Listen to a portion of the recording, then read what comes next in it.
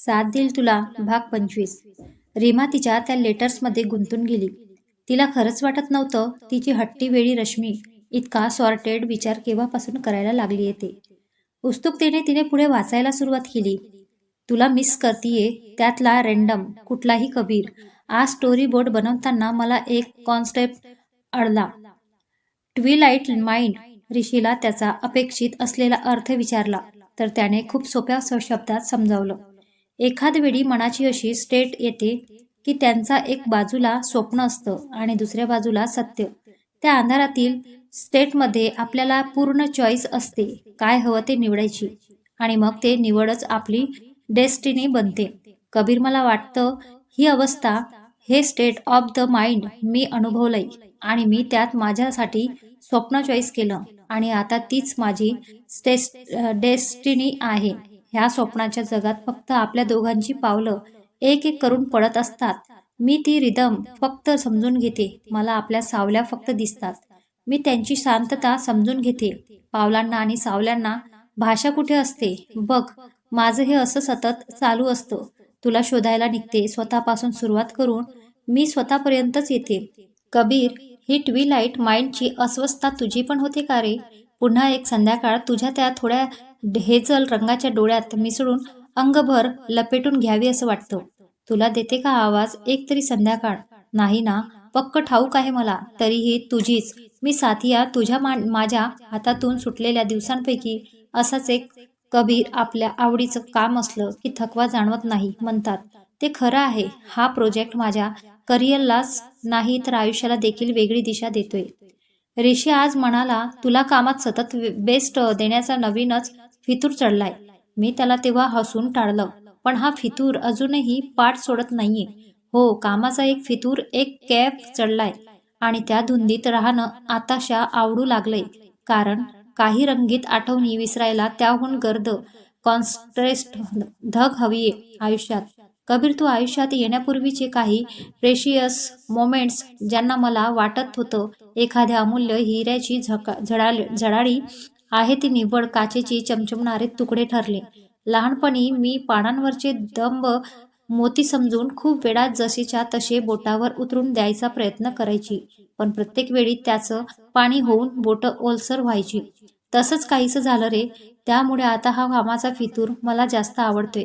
यात मी सगळं विसरते. By the way, तुझा फितूर काय आहे? तुझं काम हे तुला सगळ्यात जास्त प्रिय आहे माहितीये, पण अजूनही शांततेत एखादी बंदिश ऐकत स्वतःला विसरून जातोस का?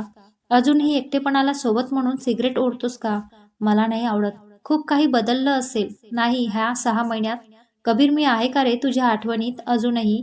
नाही म्हणजे तू मला आठवणीत ठेवावं हा माझा आग्रह नाहीयेच मुळी. फक्त एखाद्या संध्याकाळी एकटं असताना माझी पुष्टीची आठवण तरी असेल ना तुला? कबीर, आता हे असं आयुष्यभर तुझं प्रेम गृहीत धरून तुला रोज अनपोस्टेड लेटर लिहायचं हे जे वेळ आहे ना, त्याला काय नाव देऊ? फितूर की मॅडनेस? तुझीच मी साथिया. जड वाटणाऱ्या दिवसांपैकी एक मृगजड सराब मिराज. आपल्या प्रॉब्लेम काय असतो माहितीये? आपल्याला आभासांचा खेळ जास्त आवडतो. जवळचा वाटतो तोपर्यंत ह्या मृगजडाची ओढ असते. त्याचं आभाशी असणं, डेल्युशन्स काहीच दिसत नाही. मग एका क्षणी हा आभाशी पडदा ढाळतो आणि दूरपर्यंत पसरलेलं रखरखीत वास्तव समोर येतं. आज पुणे सोडून जवळपास 5 महिने होत आहे आणि ह्या 5 महिन्यानंतर मी संग्रामला पाहिलं. जेव्हा मी इमोशनल गुंता सोडून शकले नाही तेव्हा मी इकडे येण्याचा निर्णय घेतला. Actually run away from all that means. नंतर काही दिवसांनी जेव्हा तो सायलीसोबत मूव्ह ऑन होणार होता तेव्हाही तो बोलला माझ्याशी. खरं तर इतकं सोपं नसतं पहिल्यांदा अनुभवलेलं प्रेम विसरणं. त्याच्यासाठीही ते सोपं नसावं, पण त्याचं सगळ्यात जास्त प्रेम त्याच्या लिखाणावर आहे आणि त्यामुळे कदाचित त्याला ते जमलं असावं. पण आज सायली, जय आणि संग्राम तिघं मिळून मला भेटायला आलेले. जयला मला सॉरी म्हणायचं होतं. खूप ऑकवर्ड सिच्युएशन्स होती ती.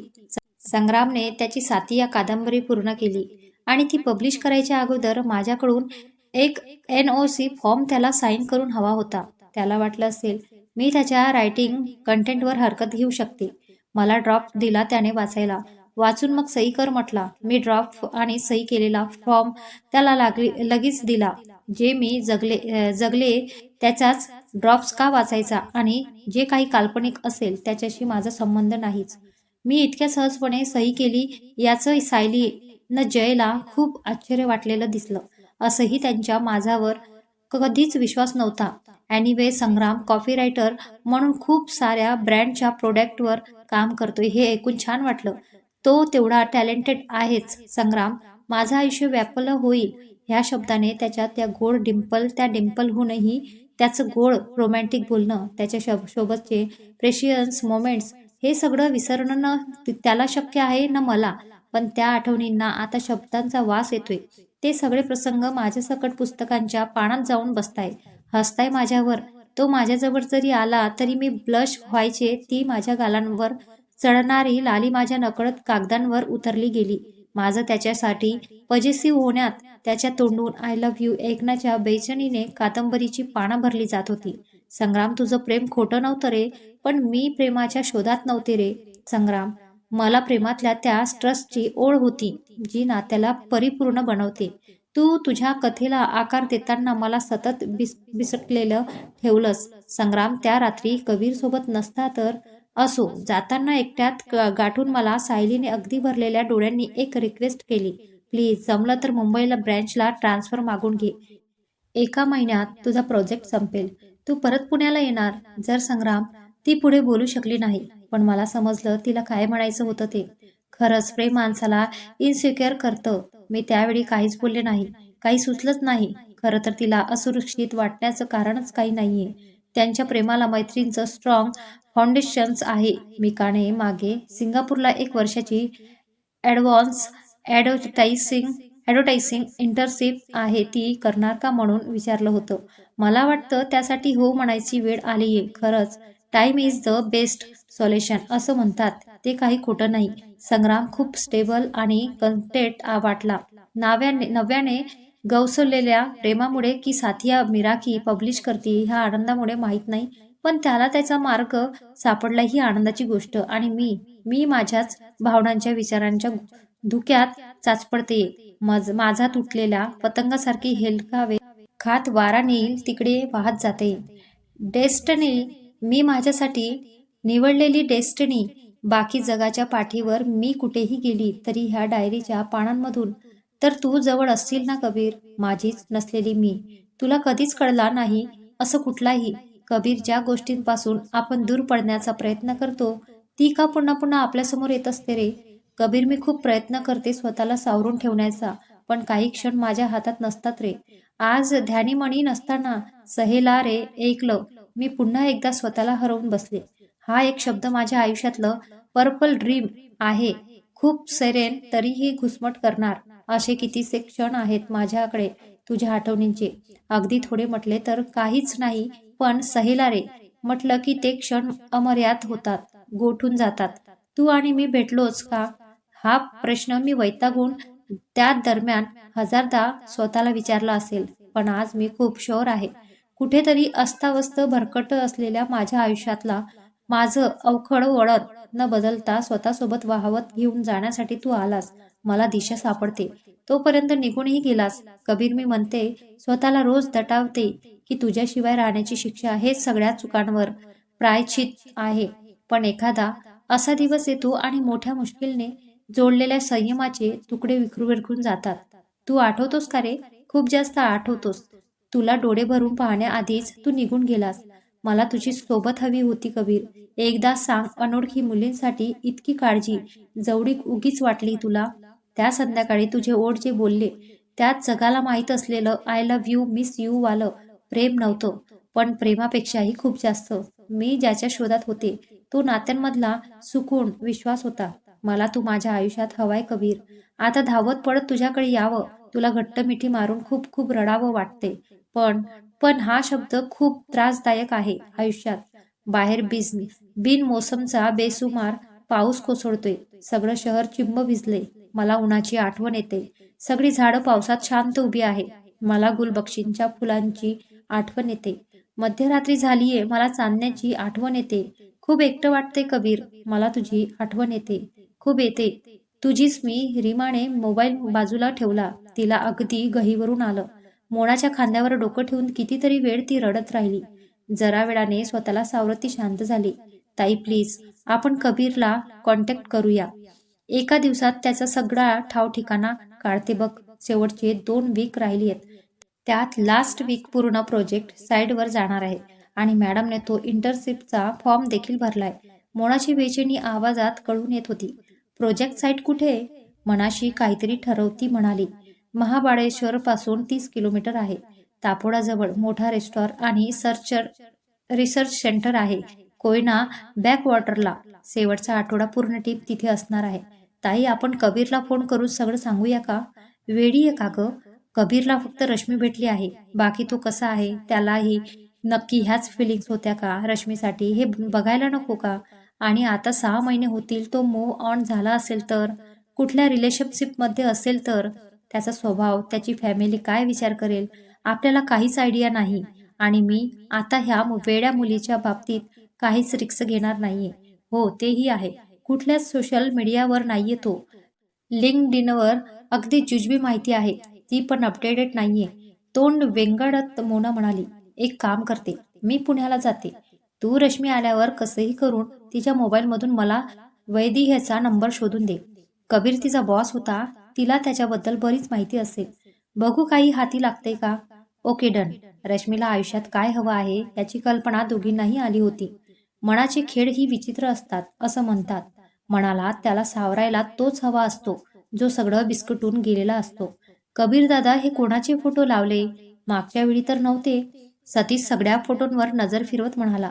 कबीरची ख्याली खुशाली जाणून घेण्यासाठी काहीतरी कारण काढून आई त्यांच्या हाऊस अटेंडला सतीशला बँगलोरला अधूनमधून पाठवत असायची. सतीश, काय बोलतोयस? तुला माहित नाही? फेमस साऊथ इंडियन हिरोईन आहे ते. कबीर त्याची गंमत करत म्हणाला. नाही, कधी ऐकलं नाही. तुमच्या त्या लॅपटॉपवर पण हाच फोटो आहे ना?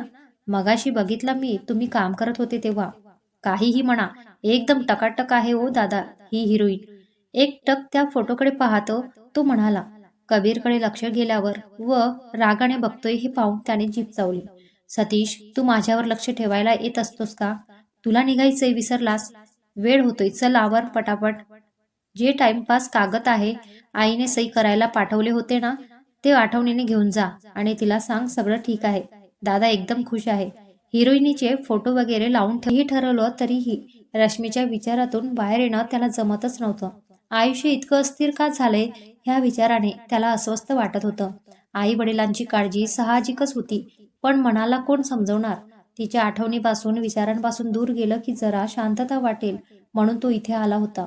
पण हे एकटेपण तर तिला आठवायला जास्तच मजबूर करत होतं. मग वैदेहीकडून घेतलेले तिचे काही फोटोज त्याने समोर लावून ठेवले होते.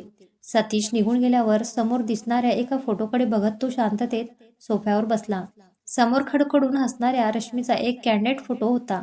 South Indian heroine. तो पुटपुटला आणि एक छानसं हसू त्याच्या चेहऱ्यावर आलं. त्याने ती फोटो फ्रेम हातात घेतली. तुला हसू येते का? एका नर्ड खडूस व्यक्तीला प्रेमात पडल्याचं बघून आनंद होत असेल नाही का? तुला विसरायला आलेला हा खडूस आजकाल तुझ्या प्रेमात जरा जास्तच वावत जातोय. हो, मला माहितीये तू माझी नाहीयेस. आताही जिथे असशील तुझ्या प्रेमासोबत खुश असशील. अशीच खुश राहावी. पण त्या प्रवासात माझ्यासोबत असलेली रश्मी माझी होती असेल. रश्मी ना, रश्मी ओरिजिनल, अगदी प्युअर असलेली, फक्त माझी असलेली रश्मी. हे समोर तुझे फोटो लावून ठेवलेत. वाटलं होतं समोर असतील तर थोडी हुरहुर कमी होईल, पण जरा जास्तच आठवायला लागलीयस यार. हे तुझे डोळे जीव घेतात आणि हे असं क्यूटसं खुळखुळून हसलं म्हणजे माझं कामात लक्ष लागेल का? म्हणजे आता सतत तुझ्या ह्या नॉटी आईजचा पहारा ते काम करू देणार नाहीत. तुला माहितीये, मागच्या विकेंडला मित्रांसोबत दोडाबेट्टा पिक्कला गेलोला. एका मित्र आहे प्रसन्ना, त्याने एका खूप भन्नाट पॉइंट दाखवला. त्याच्या मते ती विसिंग व्हॅली आहे. त्या पॉइंटवरून त्या व्हॅलीचा नजाराच इतका सुंदर आहे की बाकी माहीत नाही. पण पृथ्वीवर स्वर्ग बघण्याची इच्छा आपोआप पूर्ण होतो. तो म्हटले, इथे डोळे बंद करून बसा. जे काही पहिल्या क्षणाला बंद डोळ्या आड दिसेल आणि जर त्यावेळी तुमची फिलिंग्स अगदी सच्ची असेल तर तुमची ती इच्छा पूर्ण होईल. आम्ही त्याला खूप हसलो. खूप चिडवलं. कुणाला टाटा अंबानी बनवायचं होतं तर कुणाला अजून काही. सर्वांना माहीत होतं हे मनाचे खेळ असतात. त्या समोरच्या व्हॅलीमध्ये नजर जाईल तिथपर्यंत धुक्क आणि त्यात चंदेरी रंगाचे ढग उतरलेले होते. डोळ्यांनी स्पर्श केला तरी त्यांचा मऊपणा, थंड स्पर्श जाणवेल इतके जवळ होते. अंधार तरी आभासी आता माझंच घे. माझ्या बंद डोळ्या आळ काय आलं असेल. मला त्यात दिसलं तू माझ्या मिठीत आहेस. तुझे मोकळे केस वाऱ्याने उडून डोळ्यांवर येत आहे. तू सावरत नाहीये, मग मी ते हलकेच बाजूला करतोय. रडून डोळे सिनल्यासारखे वाटताय, पण अगदी शांत दिसते. चेहऱ्यावर जरासं हसू, तुझ्या श्वासांची लय मला जाणवते. इतक्या जवळ आहेस, ओठांना ओठांशी खूप काही बोलायचे. तुझे गाल हलके हलके ब्लश झालेले आणि तू लाजून नजर चोरलेली. रश्मी, हे स्वप्न खरं करण्याची ताकद कुठल्याच विशिंग व्हायलीकडे नाहीये. तुझं आयुष्य तुझ्या मनाप्रमाणे तुझ्या खऱ्या प्रेमासोबतच असावं. शेवटी एवढंच मागितलं. सगळी स्वप्न पूर्ण व्हायला हवी हे गरजेचं नाही. अपूर्ण, अर्धवट स्वप्न पूर्ण होण्याच्या अपेक्षेने नेहमी जवळ राहतात. ती हुरहुर जिवंत राहते. ती कशीच धगधगत राहते. रश्मी, कुणी सांगावं कुठल्या तरी समांतर जगात तू माझी असशील, फक्त माझी. तिथे ना तुझं हे निखळ हसू मी असंच जपेन. बाबू शोना टाईप कदाचित नाही जमणार मला, पण तुझे खोटे खोटे क्यूटचे नखरे, त्यांवर जीव ओवाळून टाकेन. रश्मी, तुझ्या वाऱ्याशी बोलणाऱ्या केसांना त्या दिवशी सारखं सेल बंड बांधून गप्प करायचं. तुझ्या बोलक्या डोळ्यांना गर्द काजळ लावून गप्प करायचं. फुलपाखरासारखी बागडत असतेस. तुला आवडणाऱ्या गुलबक्षींच्या फुलांशी बोलत असशील. कदाचित तुला मिठीत घेऊन गप्प करायचे. तुला खूप प्रश्न पडतात. तुझ्या ओठांना गप्प करायचं. पण ऐसा ना तो अच्छा है, पण बातों में क्या रखा है. मुझको ऐसी उम्मीद न दो. तो फोटो तसाच जवळ होता. तरीही समोर असणाऱ्या अजून एका फोटोकडे बघत पुटपुटला. जादू भरी आंखों वाली, सुनो तुम ऐसे मुझे देखो ना करो. डोळे भरून आले होते. आवाज जड झाला होता. झोपेशी तर बिनसलं होतं, पण एक स्वप्न उघड्या डोळ्यात उतरलं होतं. ते म्हणजे विसिंग व्हॅली जवळचं. रेशमी धुक्याने आणि ढगांनी वेढलेलं काहीसं तिच्याशी बरच स्वतःशी बोलत. त्याचा डोळा केव्हा लागला त्याला कळलं नाही. अजूनही फोटो तसाच होता त्याच्या मिठीत. वैदेहीशी बोलून सकाळी भेटायचं ठरलं होतं. अभय आणि रीमा ठरलेल्या वेळेच्या आधीच येऊन कॅफेमध्ये तिची वाट बघत थांबलेले होते.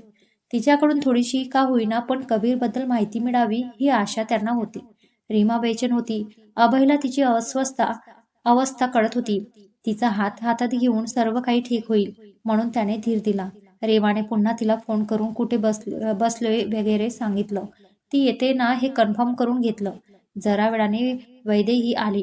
रीमाताई, वैदेहीने जरा शांततेने विचारलं. हो. रीमाला तिला वेळेत आलेलं बघून हायसं वाटलं. रीमाने अभयशी ओळख करून दिली. कॉफी, ब्रेकफास्ट आणि जरा कॅज्युअल गप्पांनी अभयने बोलण्यातला अवघडलेपणा दूर करण्याचा प्रयत्न केला. मग रीमाने बोलायला सुरुवात केली. सॉरी वैदेही, आजचा तुझा काही प्लॅन असेल. आम्ही डिस्टर्ब करतोय तुला. अरे नाही ग ताई, बोल ना.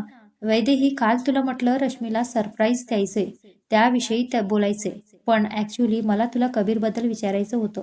मला वाटलं की तू तिला फोन वगैरे करून ह्या भेटीचं सांगितलं तर ती चिडेल आमच्यावर, म्हणून हा चिल डेज ट्राय केला. Sorry for that. Kabir sir, का काय झालंय? वैदेहीला खरं तर कालच्या फोनवरून काही समजलं नव्हतं की रश्मीच्या दिदीचं अचानकपणे तिच्याशी काय काम निघालं. पण ताई सरप्राईजचं काही म्हटली म्हणून ती भेटायला आली होती. ऍक्च्युली आम्हाला कबीरबद्दल जाणून घ्यायचे. म्हणजे हाव इज हे? त्याच्या स्वभाव, फॅमिली इथे असताना कुणी girlfriend, any information, anything you know? ताई, स्वभाव म्हणशील तर जरा रिझर्व आहे ते. खडूस वर्ल्ड जरा जास्त सूट होईल. इतक्या मुली मागे फिरतात पण एकीकडे ढुकून बघितलं नाही कधी त्याने. काम म्हणजे काम बस. वेल सेटल फॅमिली आहे. पण काय झालंय ताई, मला जरा सविस्तर सांग. त्यांच्याबद्दल एवढं का विचारतीये? वैदेही हे सगळं सांगताना हाचच राखून शांततेने बोलत होती. तिला अजूनही भेटीचं कारण नीट कळलं नव्हतं. अभयने ते बरोबर ओळखलं. Reema, let's come to the point. Vaidehi, आम्हाला वाटते की रश्मी कबीरच्या प्रेमात आहे आणि maybe Kabir too like her, not like her. He actually love her madly. आता जरा वैदेहीला खरं कारण कळल्यावर ती अगदी आनंदाने मन मोकळेपणाने बोलली, आर यू शुअर? एवढ्या वेळापासून बेचैन असलेल्या रीमाच्या चेहऱ्यावर तिच्या ह्या एका वाक्याने जरा आनंद पसरला. ताई, सर गोव्यावरून आले ना, तेव्हापासून इतके शांत झाले होते की सगळ्यांना ते जाणवलं होतं. त्या वीकमधलीच गोष्ट आहे. त्यांची वस्तू मिसप्ले झाली म्हणून ते इतके बेचैन झालेले. सकाळपासून जिथं जिथं गेले होते सगळ्या जागा शोधत होते. कुठेच लक्ष नव्हतं त्यांचं. आम्ही सगळे म्हणत होतो की सर नेमकं काय हरवलंय सांगा तरी, पण कुणालाच काही सांगत नव्हते. एकटे शोधत होते दिवसभर. चिडचिड करून सगळ्यांना बोर केलं होतं. ऑफिस टाइमच्या अर्धा तास अगोदर ते माझ्याकडे एक एरर चेक करायला आले आणि डेस्कवर फोन विसरले. त्यांच्या फोन मी परत करायला कॅबिनमध्ये गेले. मी इंटर करायच्या आणि त्यांना एका फाईलमध्ये एक अँकलेट सापडलं. त्याला त्यांनी किस करायची एवढी एकच वेळ झाली. मी ब्लॅक झाले आणि ते जबरदस्त ऑकवर्ड झाले. सावरासावर करायला लागले. मी ही काही बघितलं नाही असं प्रिंटेड केलं, पण मला कडून चुकलं होतं की काहीतरी लव्ह मॅटर नक्कीच असावं. त्याच्या दुसऱ्याच दिवशी एक प्रेझेंटेशन देताना क्लायंटच्या लिस्टमध्ये रश्मी नाव होतं. ते नाव घेतलं आणि ते ब्लँक झाले. त्यांना पुढचं काही प्रेझेंट करताच आलं नाही. चक्क पहिल्यांदा मीटिंग अर्धवट सोडून निघून गेले. माझं रश्मीशी बर्थडेच्या रात्री बोलणं झालं होतं. ती सरांबद्दल विचारत होती. म्हणजे ते दोघे भेटले होते हे मला माहीत होतं, म्हणून मला त्यांचं ब्लँक होणं रश्मी ह्या नावामुळे असेल याची पक्की खात्री होती. मी नंतर काही फाईल चेक करायला घेऊन गेले त्यांच्या कॅबिनमध्ये, तर शून्यात नजर लावून बसलेले. मी तर आहेच आगाऊ. मी पटकन विचारलं त्यांना की रश्मी नावामुळे ब्लँक झाले ना तुम्ही? तर आळेवेळे न घेता हो म्हटले. नंतर इतके दिवस टाळत असलेला बँगलोरचा प्रोजेक्ट ॲक्सेप्ट करून तिकडे शिफ्ट व्हायचा निर्णय घेऊन मोकळेही झाले. जाताना माझ्याकडून फक्त रश्मीचे काही फोटो घेतले आणि एक प्रॉमिस की मी रश्मीला याबद्दल कधीच काही सांगणार नाही ते. तिने उत्साहात सगळी माहिती सांगितली. काय सांगू, किती सांगू असं तिला झालेलं. काय वेडी लोक आहेत ही यार, अभय न राहून म्हणाला. पण ताई, सर तर म्हटले होते की ती एंगेज आहे. मग लॉंग स्टोरी, जाऊ दे. डोक्याला हात मारत ती म्हणाली, अगं जाऊ दे काय, ती एंगेज आहे हा विचार करूनच तर ते निघून गेले ना. तसं नसेल तर किती भारी होईल यार हे. आणि ताई, तू त्यांच्या मॉमला पण भेट. त्यांची ही सरांना खूप वेळा फोन यायचे की एकदा तिला सांगून बघ वगैरे. मी तर जासूचीच करत होते त्यांची. तुला माहितीये, मीच नाही तर आमचा अख्खा फिमेल स्टाफ वेडा आहे कबीर सरांसाठी. अगं मुली वेड्या आहेत त्यांच्यासाठी. What a personality man, young, angry, dashing, handsome. आणि आपली फुलराणी तोडीस तोड आहे सरांच्या. काय अमेझिंग जोडी दिसेल यार. बर्थडे डेट सुद्धा एक आहे दोघांची. लवकर आयुष्य सुद्धा एक व्हावे बाबा. वैदेहीचा चेहरा आता आनंदाने खुलला होता. Hope so. अजूनही कबीरचं प्रेम असेल तिच्यावर. रीमा जरा शांसक होती. होप सो नाही, 100% खात्री आहे मला. खरं तर मला सरांसाठी खूप वाईट वाटलेलं की ह्या माणसाला प्रेम व्हावं, तेही कधीच न मिळण्यासाठी. पण मला खात्री आहे ते रश्मीवर अजूनही तेवढंच प्रेम करत असतील. मला त्याच्या घरचा नंबर मिळेल. मी तुला त्यांच्या रेसिडेन्स आणि पर्सनल नंबर देते.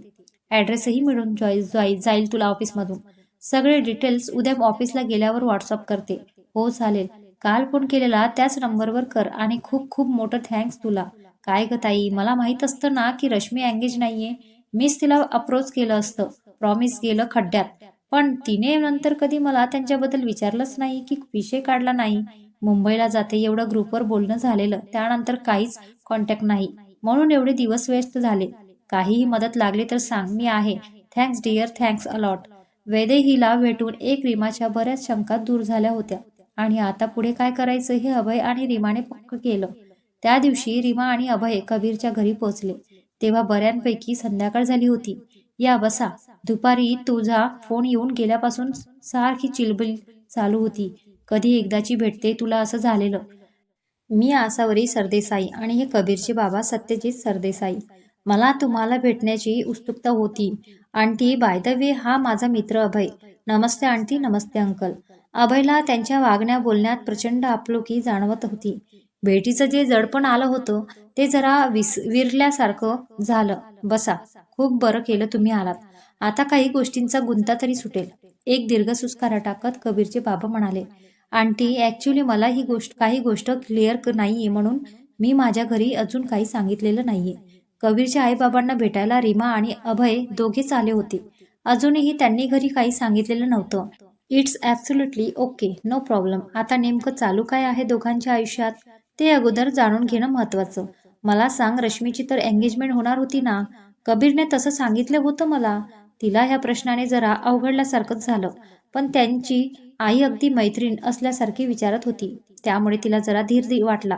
तिने त्यांना समजेल असं थोडक्यात त्यांना फॅमिलीपासून तिच्या डिवोर्सबद्दल आणि अभयशी होणाऱ्या एंगेजमेंटबद्दल अगोदर सगळं सांगितलं. मग संग्रामच्या आणि तिच्या ब्रेकअपबद्दल सांगितलं.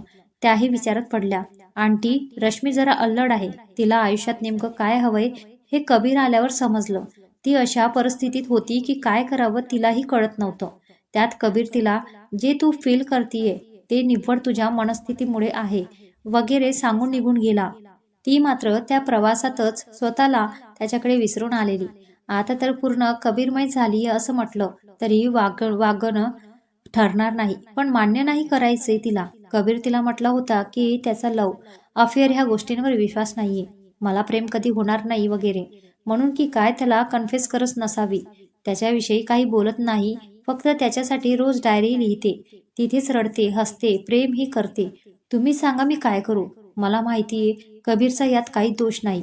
किंवा आता तो कुठल्या रिलेशनशिपमध्ये असेल तरी इट्स ओके. फक्त मी जराही ट्राय केला नाही.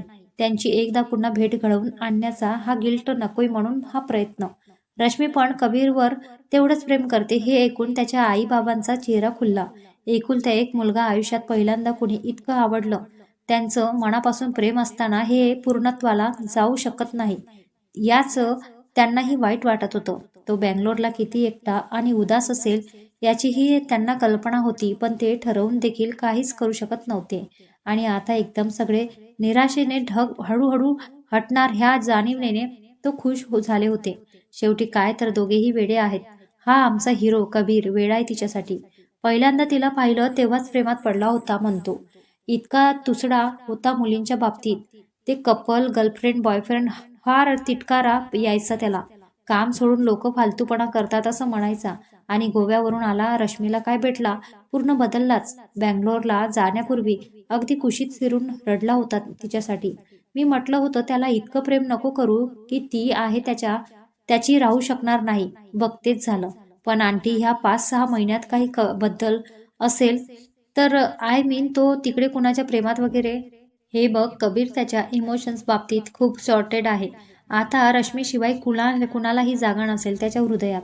आमचा फॅमिली अटेंट आहे सतीश म्हणून त्याला मी NGOच्या कामासाठी पाठवलंय असं म्हणून कबीरची चौकशी करायला पाठवत असते अधूनमधून. आत्ताच सतीश बँगलोरला त्याच्याकडे जाऊन आलेला. म्हणत होता की पूर्ण फ्लॅटमध्ये कुण्या साऊथ इंडियन हिरोईनचे फोटो लावले दादांनी. ते नक्की रश्मीचे असावे. कबीरने त्याला वेड्यात काढलं होतं. हे पाहून हसू आलं. पण तेवढंच टेन्शनही आलं होतं की ह्या प्रेमाचं पुढे काय भविष्य.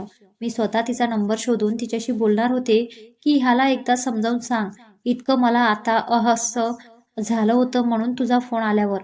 तू रश्मीची बहीण बोलतीये हे ऐकूनच मला इतकं रिलॅक्स आणि शांत वाटलं की चला काहीतरी मार्ग निघेल.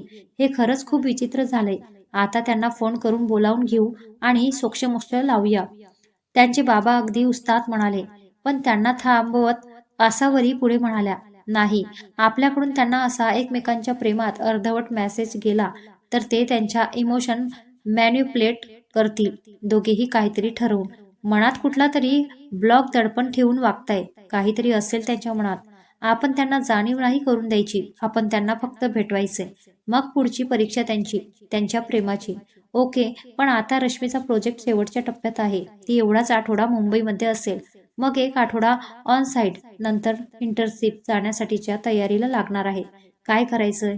अभयने नेमका मुद्दा उपस्थित केला. मी काहीही करून कबीरला पुढचा आठवडा सुट्टी घ्यायला सांगते. आजच सांगायला हवं त्याला. तर तो प्लॅनिंग करू शकेल यायची. पण कुठे भेटणार ते? ते तर ऑन साइट जाते ना? त्यांनी शंका उपस्थित केली. हो, महाबळेश्वर जवळ तापोडाकडे साईड आहे. अभय म्हणाला, नो प्रॉब्लेम. सातारा ब्रँचच्या NGOचं डिजिटल एक्सपेन्शन्सचं काम आहे असं सांगून बोलतात येईल त्याला आणि तिकडेच पाठवता येईल. ती राहणार आहे तिथला पत्ता दे. मी बघतो काय सुचतं ते. त्याच्या बाबांचा उत्साह दुणावला होता. आंटी अंकल, मला कळत नाहीये तुमचे आभार कसे मानवते. देवाला हीच प्रार्थना करते की लवकर मी माझ्या आई वडिलांना घेऊन तुम्हाला भेटायला येण्याचा शुभ प्रसंग येतोय. ती त्यांच्या पाया पडत म्हणाली, नक्की येईल, माझा विश्वास आहे. पण मला तिचा फोटो तरी दाखव. आमचा हिरो थकत नव्हता तारीफ करताना. रीमाने रश्मीचा फोटो त्यांना दाखवला. नक्षत्रासारखी सुंदर आहे पोरगी. आपसुकच त्याच्या तोंडून निघालं, आणि हा आमचा हिरो. जिन्याच्या बाजूला असणाऱ्या भिंतीवर त्याचे फोटो होते ते रीमा आणि अभय बघतच राहिले. अगदी मेड फॉर इच अदर आहेत. रीमा भरून आलेले डोळे पुसत म्हणाली, आपण एवढं ठरवतोय पण देव त्यांना प्रेम व्यक्त करायची सद्बुद्धी देतो हीच अपेक्षा.